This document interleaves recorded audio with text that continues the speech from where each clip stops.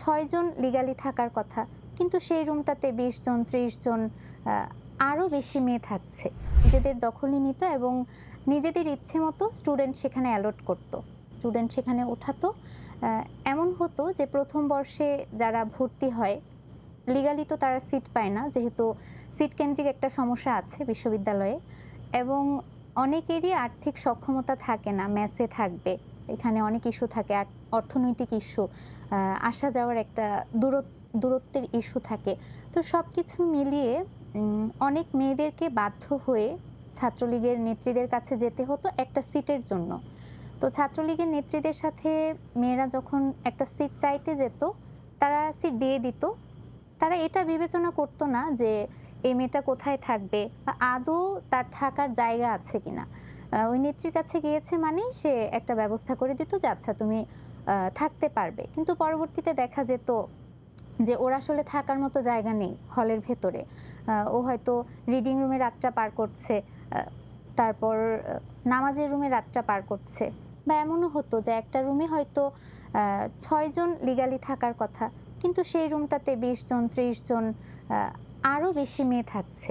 শুধুমাত্র মেয়েরা ফ্লোরিং করে থাকছে, শোয়ার জায়গাটুকু আছে, তাদের যে অন্যান্য প্রয়োজনীয় জিনিস, জামা কাপড়, বই খাতা, এগুলো বাহিরে একপাশে পড়ে আছে।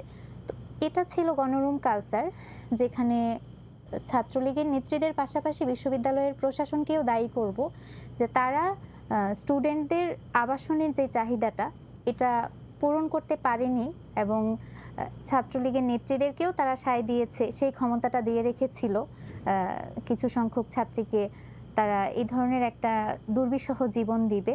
এটা ছিল গণরুম কালচার। এবং গেস্ট রুমের কথাটা যদি বলি, যারা ছাত্রলীগের থ্রোতে হলে উঠত তাদের ক্ষেত্রে ছাত্রলীগ যেভাবে পরিচালনা করত তাদেরকে সেভাবেই চলতে হতো। সেখানে তাদের ব্যক্তি স্বাধীনতা ছিল না, এমনকি ইউনিভার্সিটির ক্লাস পরীক্ষা এই বিষয়গুলোর তোয়াক্কাও করা হতো না। ক্লাসের চেয়ে, পরীক্ষার চেয়ে ছাত্রলীগের একটা প্রোগ্রামে অ্যাটেন্ড করা বা স্লোগান দেওয়ার যে প্র্যাকটিস, এগুলো তাদের কাছে গুরুত্বপূর্ণ ছিল। এমনকি নেত্রীদের ব্যক্তিগত প্রয়োজন, খাবার আনা নেয়া করা, এই প্রয়োজনগুলো যাদেরকে তারা গণরুমে উঠাতো তাদের দিয়ে তারা সারতো।